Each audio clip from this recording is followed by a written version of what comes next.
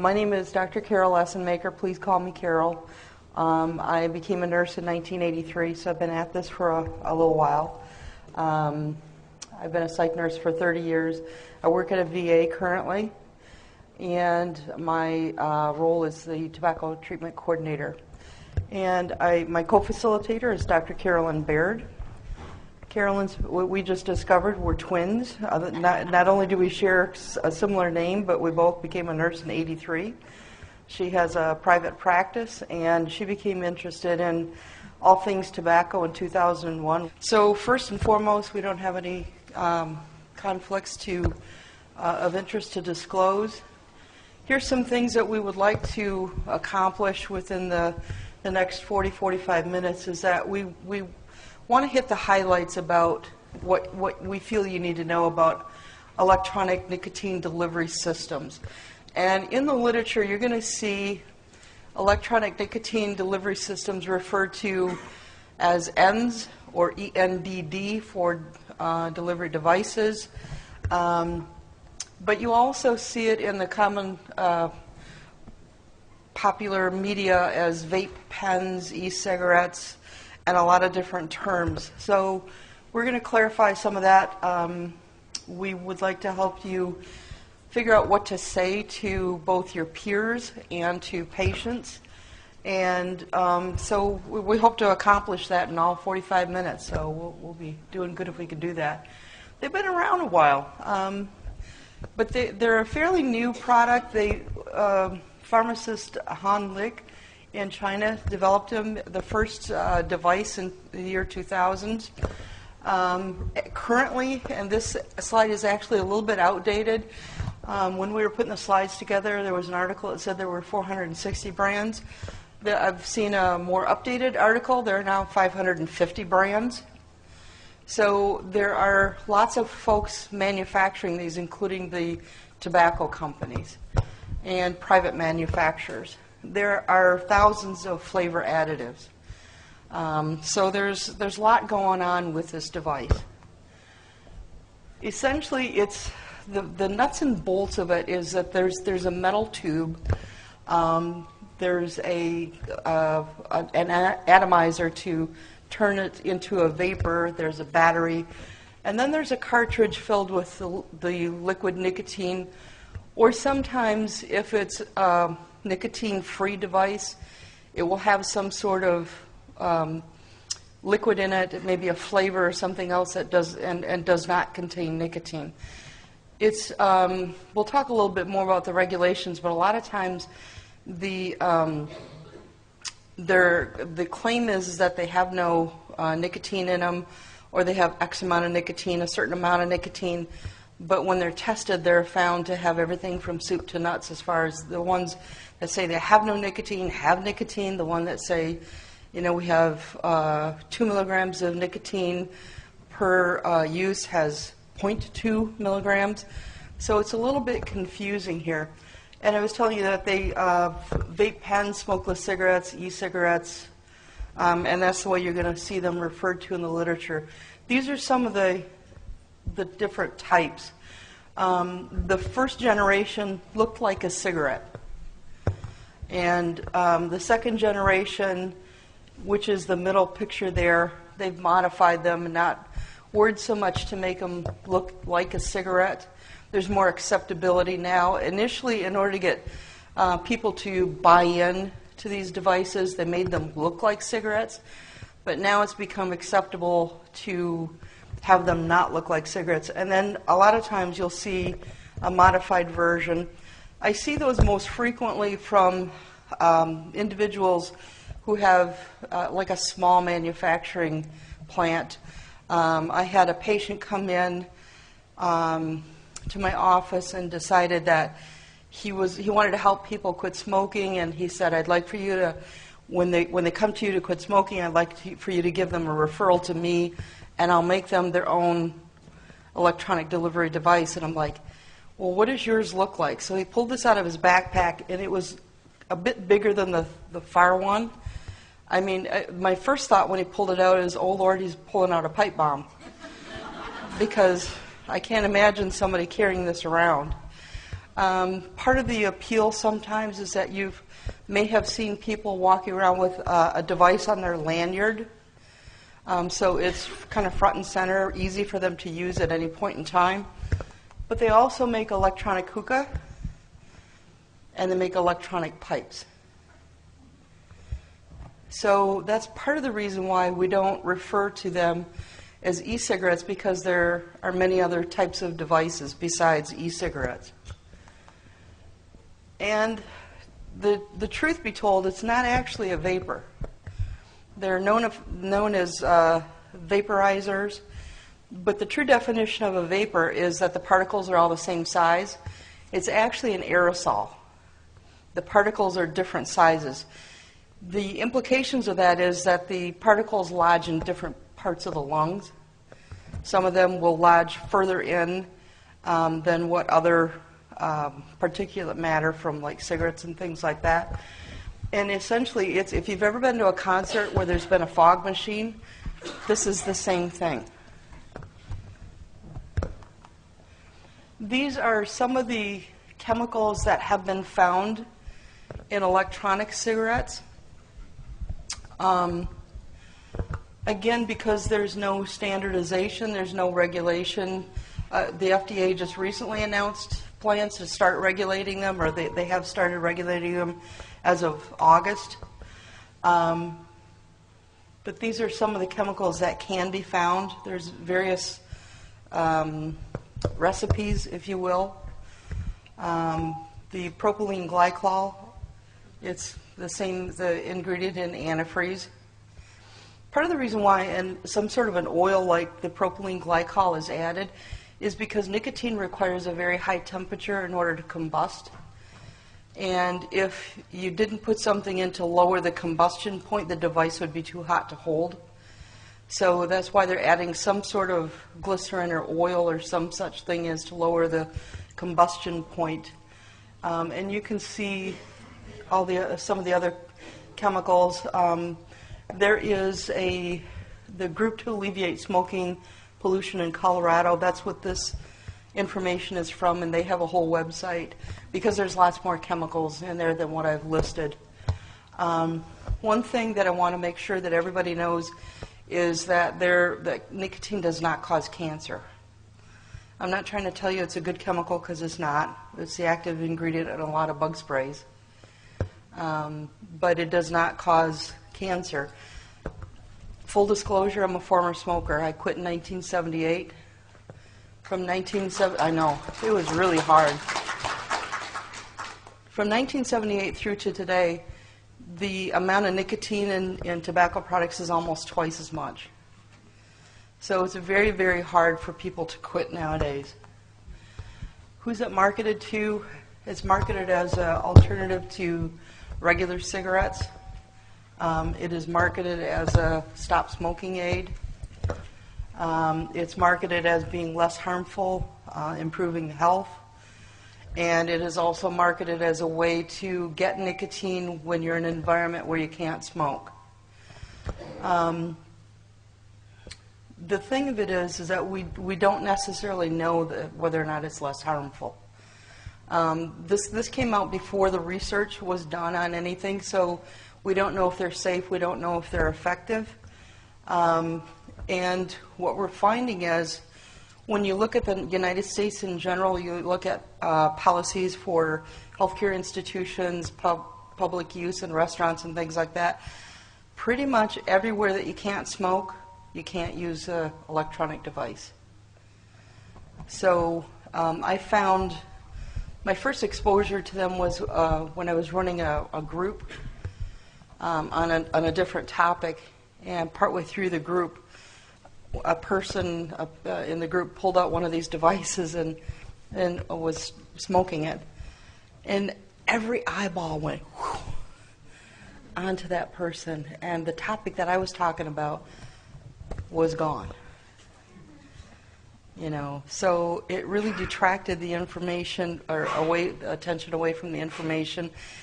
I asked the person to put it away, and he said, "Well, but I'm not smoking."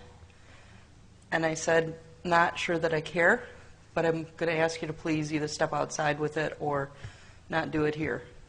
It was a tough thing because, I don't want to exclude patients from any of my groups. So it's been a challenge. Lots of manufacturers who's making money off of it. Between 2007 and 2013, it was a $2 billion a year industry. It's projected to be a $10 billion a year industry by next year. Lots of folks are trying to get on the bandwagon. Oftentimes, the research into these devices is funded by the tobacco companies themselves. What are the chances? Again, who's using them? The amount of use quadrupled between 2009 and 2010. Even though women are more likely to try them, men are more likely to continue using them. They're more prevalent in populations where the person has not graduated from high school or high school diploma or less. Even though lots of people try it, 3 times as many people continue to use it even though they're still smoking. So now it's become a dual addiction.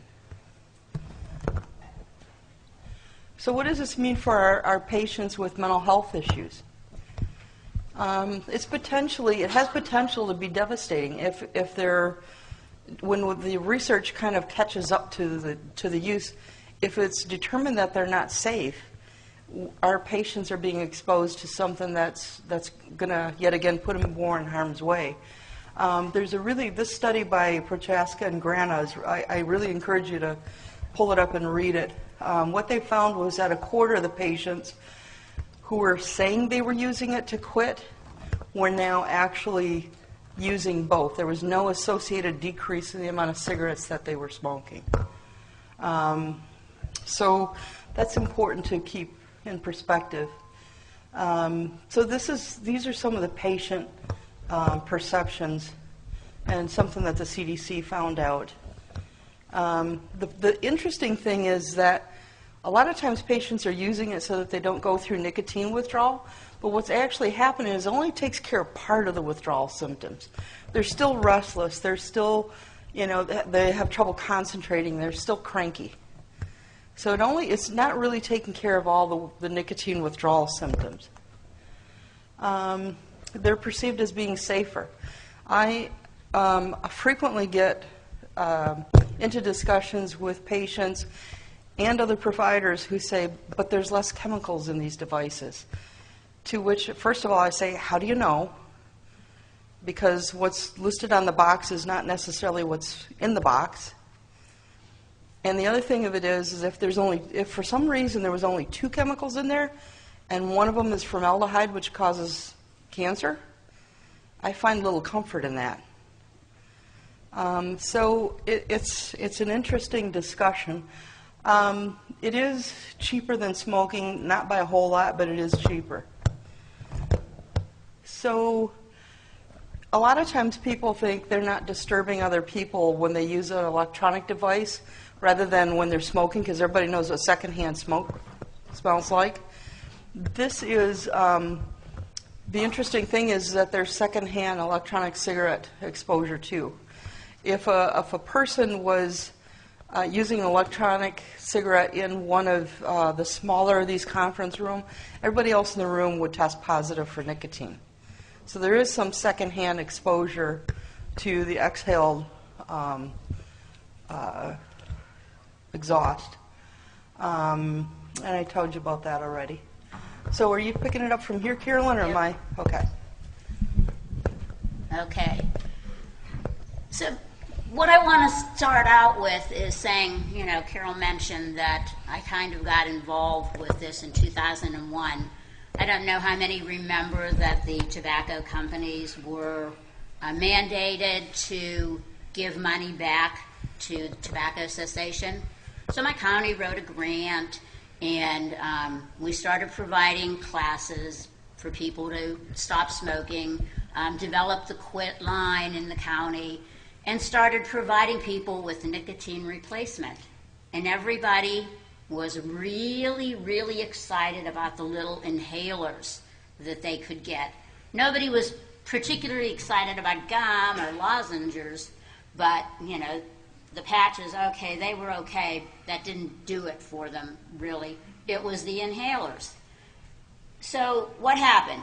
Now we have e-cigarettes, vaporizers, same delivery system, right?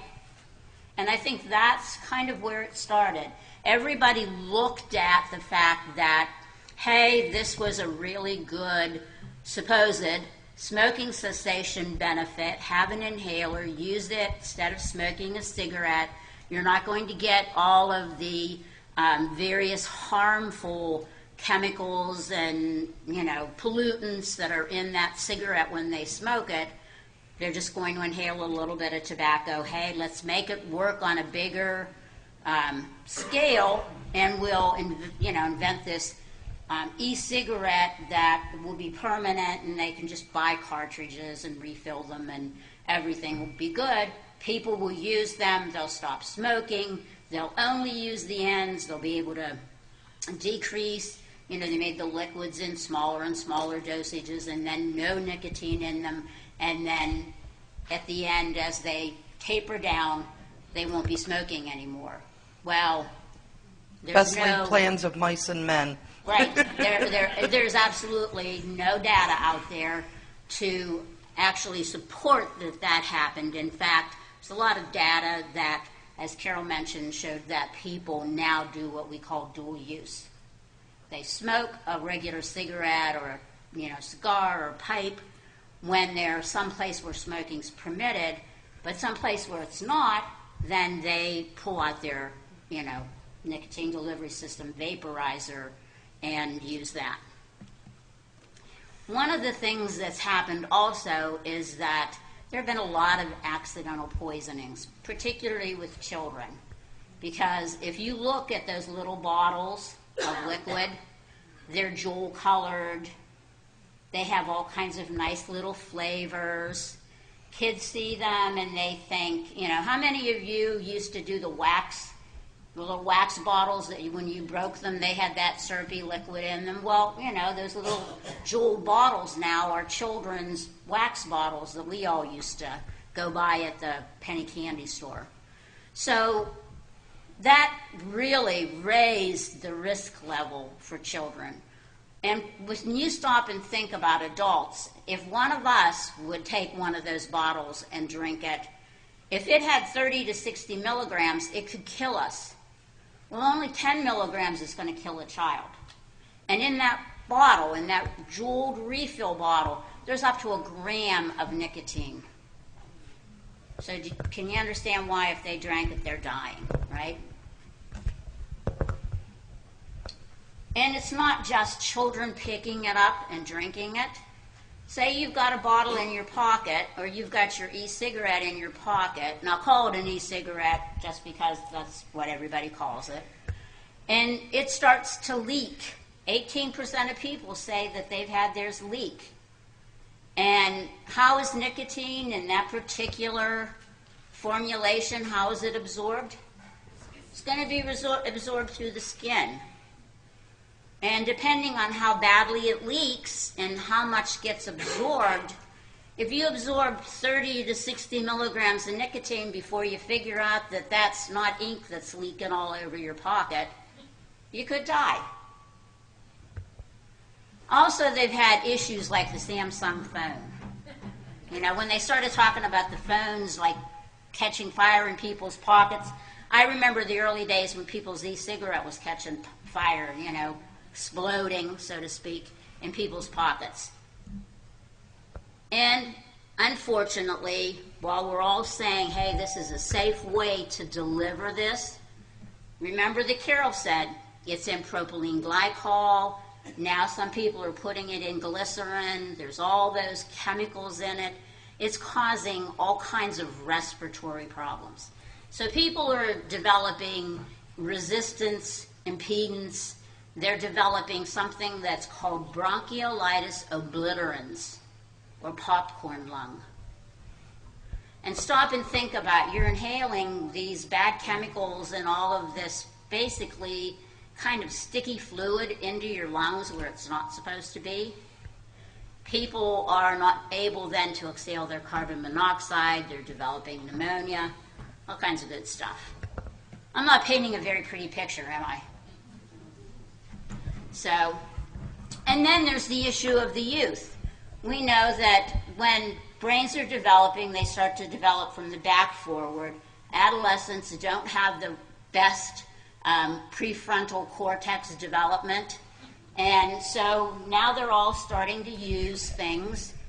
Understatement of The youth that never smoked saw these nice little jeweled devices. They saw the little necklaces with the devices on them.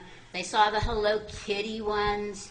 How many of you have children, grandchildren, nieces, nephews who are like really into Hello Kitty?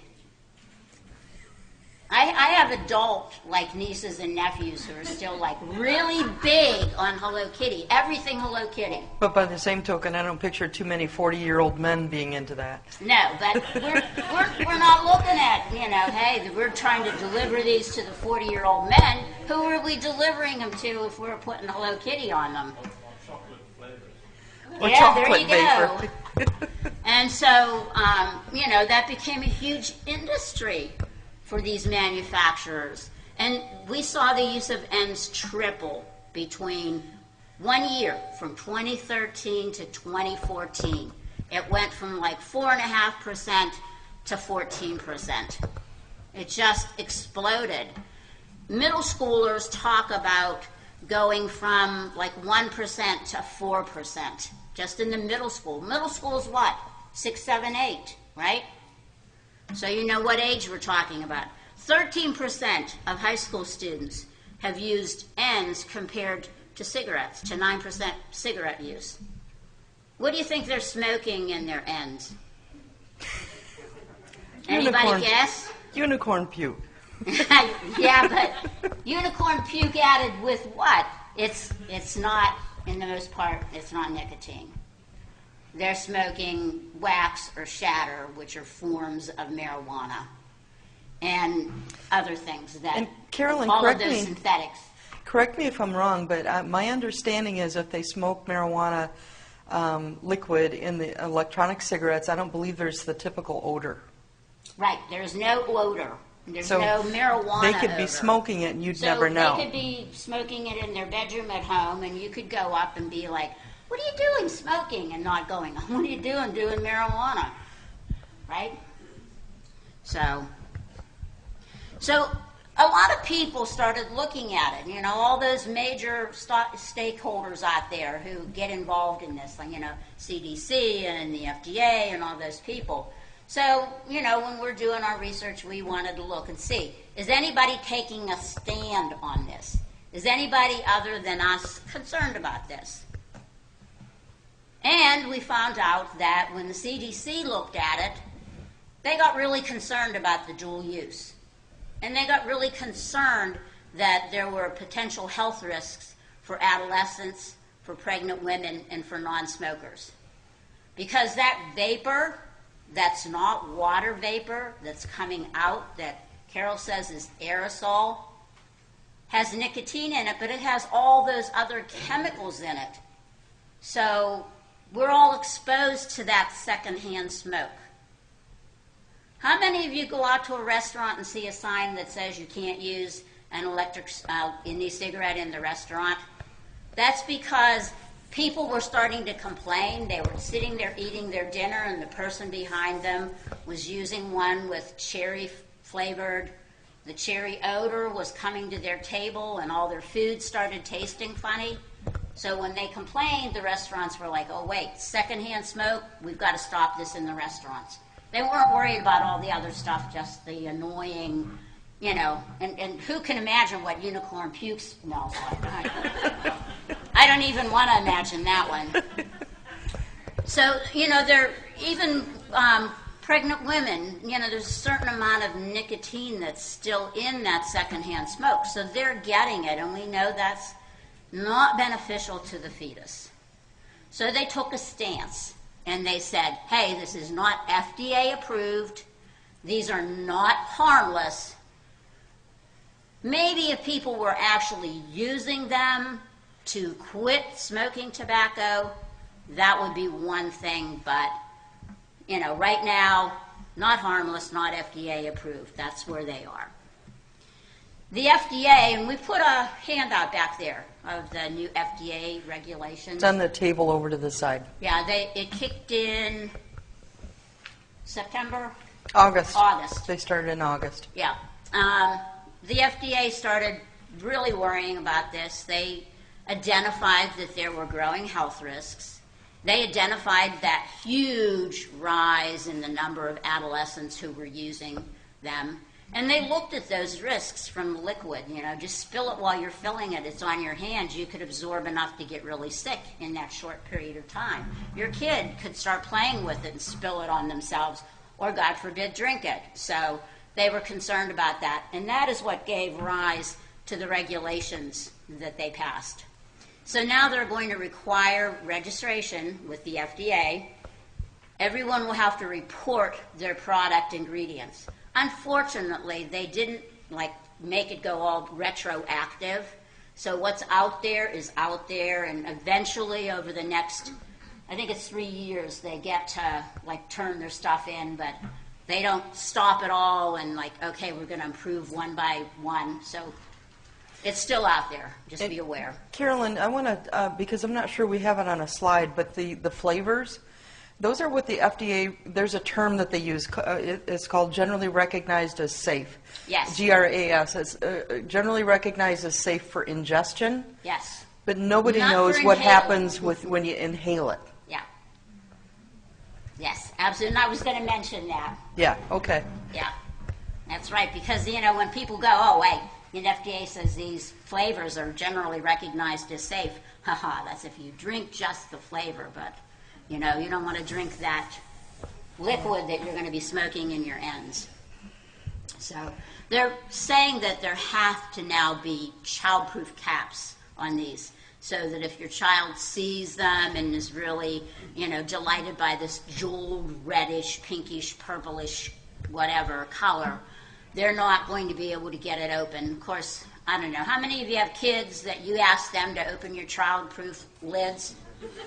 I'm a grandparent. I actually have asked a grandchild to please open a bottle for me because there was no way my poor little arthritic thumb was going to get that bottle open. He was 14, so it's okay. Didn't ask the baby to do it. But the baby probably could have done it easier, unfortunately. There are now going to be warning labels, and we know how well they work. We're up here because, we're putting it out there so you can pass it around, and so at least you can tell people, please read the warning labels, right? You're all going to leave and do that, right? You're going to hunt them up. You're going to tell all your friends that you see with these devices and Well, I think we have a couple of slides at the end that give them some suggested language. Yep. Going to do it. And then it's going to prohibit this youth-oriented marketing and sales. Going to prohibit that they have those child-friendly flavors, and then also they want ends to be banned where smoking is banned. So no longer if it says no smoking, you can stand there with your ends and go ahead and use it. Surgeon General got in the act too. They said there's no evidence that they work. There's growing use by adolescents, and there are public health concerns. That's what they highlighted. And he said, well, we have to have research and regulation. So that's kind of a passive thing. I really like the FDA stance better. How about you? Yeah. The American Industrial Hygiene Association. Anybody know what they do? They are the heating, ventilation, and air conditioning kind of organization. They certify people who go out and put the systems in buildings. They set guidelines and regulations for what the air has to be like. I was sitting in one of the rooms on the other side of the building yesterday, and I could suddenly smell diesel. And I thought, hey, my local HVAC person would be really unhappy with this because I'm sure that's not in their regulations. But when they did their research, they said there were additional chemicals that are being delivered to people's lungs that this is an environmental pollution problem and that substances other than nicotine are being smoked. So you have all this stuff coming out into the secondhand smoke, into the air that we're all breathing. So they're recommending that they not be used until there's further research, and they're banning use indoors to cut down on the passive smoke exposure. So those are the people who are, they're responsible for the air in your public buildings. And they're saying, nope. The World Health Organization, it's not just our problem, is it? World Health Organization said there's a high level of dual use. There's no evidence that people quit. There are less intoxicants, but there are still too many of them. And there's too much passive smoke exposure. So they recommend regulation. And hey, we've got it, right? We've got a little bit of it, but that's better than none, Yep. right? Baby steps. Yep, baby steps. Better than none. Mm-hmm. The American Non-Smokers' Rights Foundation got into the act because, hey, if we're non-smokers, we get to have rights too. And, I'm a past smoker. When the pack was 25 cents, when my husband and I were in the Air Force, that was one thing. But then when we were back in civilian life and it wasn't 25 cents anymore, that was another story. So, but, as a past smoker, I think it bothers me more sometimes when people smoke. So all of us, whether we ever smoked or didn't smoke, have rights. And this organization's finding that there's all this confusion, like in Carol's group, confusion that people think they can smoke in non-smoking areas because, hey, it's just this electronic thing. And they want people to be,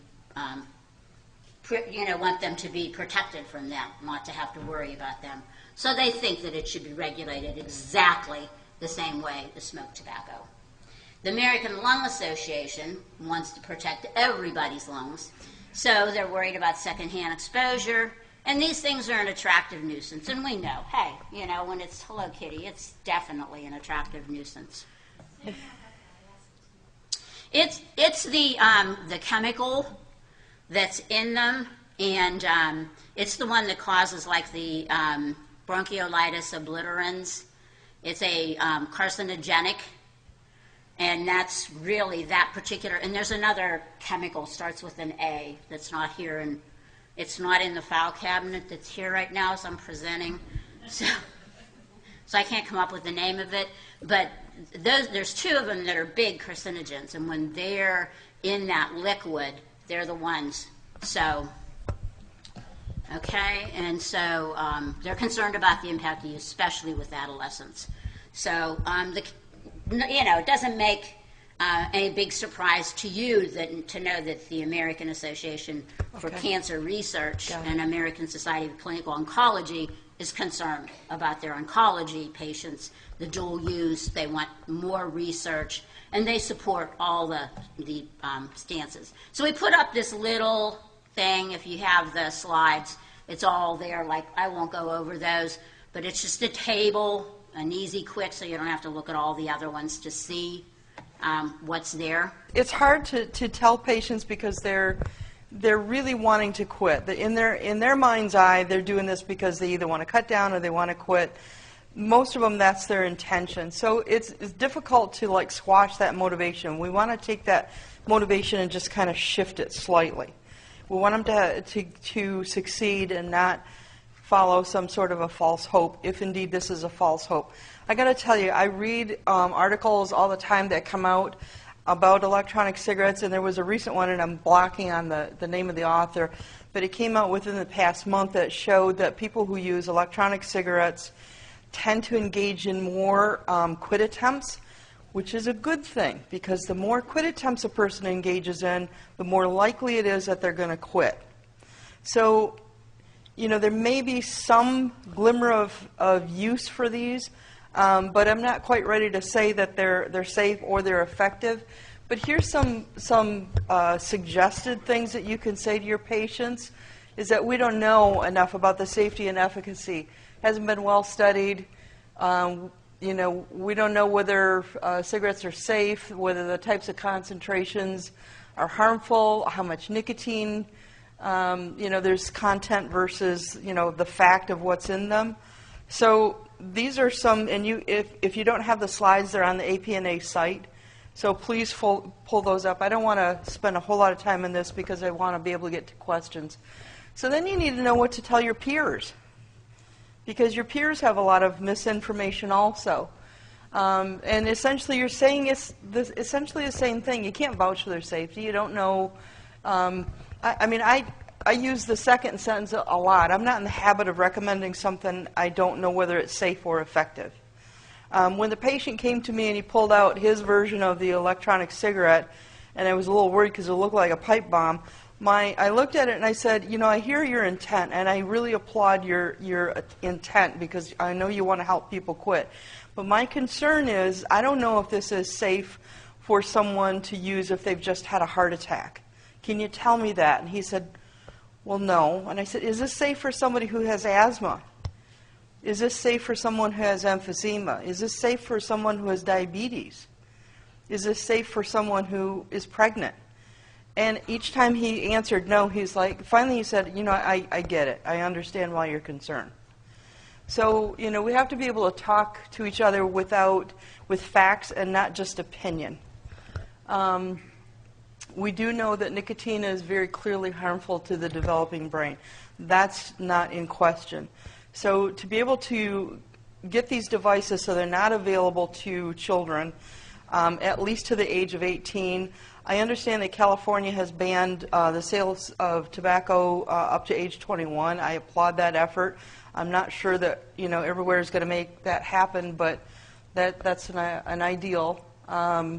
So these are some suggestions. We have a committee that is in the process of editing a paper that we're going to submit for publication. So these are the members who have been working very diligently on this. It's basically a summary of evidence, going over a lot of what we've talked about here. We hope to have some sort of a easy handout for nurses to be able, like some talking points that you can either memorize or have with you when you're talking to patients. And we certainly want to hear suggestions. So anybody on that list, if you've got an idea, please reach out to us, because this is unfolding as we speak. What I've seen so far, because there are a few tobacco companies that are starting to ramp this up, and even some pharmacological companies that are looking into this, is that they're saying it's less harmful. They're going with the less harmful argument. And until you can prove it to me that it is less harmful, to me it's like telling a woman she might be somewhat pregnant. Right. It's either harmful or it's not. So yeah. Tell me where to fall on this. Yeah, and I'm from Pennsylvania, and something that our legislature just did was put a 40% tax on vaping products. So all of the vaporizers, all of the liquids, everything that could possibly be used in the vaping process now has a 40% tax on it. It's now illegal to buy it on the internet and not pay the state of Pennsylvania the 40%. So it's not doing you any good to buy it on the internet and bring it in. And you can't go out of state, buy it, and take it into Pennsylvania, because if they catch you, they actually have fines and jail terms in the legislation. And the vaping industry is screaming, as you can well imagine. All right. I have had patients as well as peers that, they go from smoking cigarettes to, they're going to smoke one or the other, not necessarily to quit, but, they think, oh, well, I might as well smoke the ends, instead of the cigarettes, and I'm doing my body good by doing that, but I'm going to do one or the other. In that type of situation, what's like the recommendation? Because if they're going to do one or the other, I kind of feel like I should be, I should be able to give advice whether, well, cigarettes is more harmful or ends are more harmful, and I didn't know what your guys' thoughts on that were. If they're pretty determined to continue to use something, I kind of leave the door cracked open and saying that, I hear you, this is not on your radar yet. Mm-hmm. I want you to know that if it ever gets to a point where this is on your radar, my door is open. Whether you decide that you just want information or whether you have questions or something, my door is always open. The other thing that I would do is there seems to be, and I applaud the effort, a new effort to provide what's called opt-out nicotine replacement, gum or lozenge. Just simply, part of the reason why people are using these devices is because they have control over when they get a dose of nicotine. So even if, in primary care settings, or if you take someone who has no interest in quitting and you provide them with some way to get nicotine until they get to the point where they say, you know what, I've had a lot of patients who've come to me with that opt-out kind of thing. It's like, I didn't intend to use this. One guy recently said, I had a funeral to go to, nobody smoked, I couldn't smoke for like 12 hours, so I used the lozenges that you had prescribed, and I found out that's not as bad as I thought. And over the last few weeks, I've really cut down my smoking, and I feel better. So it's kind of like pulled that thread. So, first and foremost, don't argue with them, because that more deeply entrenches. Yeah. Hey, thank you. This is really helpful. I felt really ignorant on this subject, and it was most helpful to hear at the end what you said about, do you know it's safe in asthma? Do you know it's safe in diabetes? Do you know it's safe in... and so what I'm wondering about, and by the way, a shout out to Dorothy Valen, who is one of my teachers, who apparently is on your committee. Yeah. And it was from her I first learned about in a presentation that how the polycarbons in cigarettes affect psychotropic medications. So I just want to put a plug in. You may not know the answer today. Just like when I talk to my patients who are smoking marijuana about what it can do to a psychotic condition, if there's anything we can learn about what these ingredients of the vaping can do to aggravate or... And that's the part we physical don't or necessarily psychiatric know.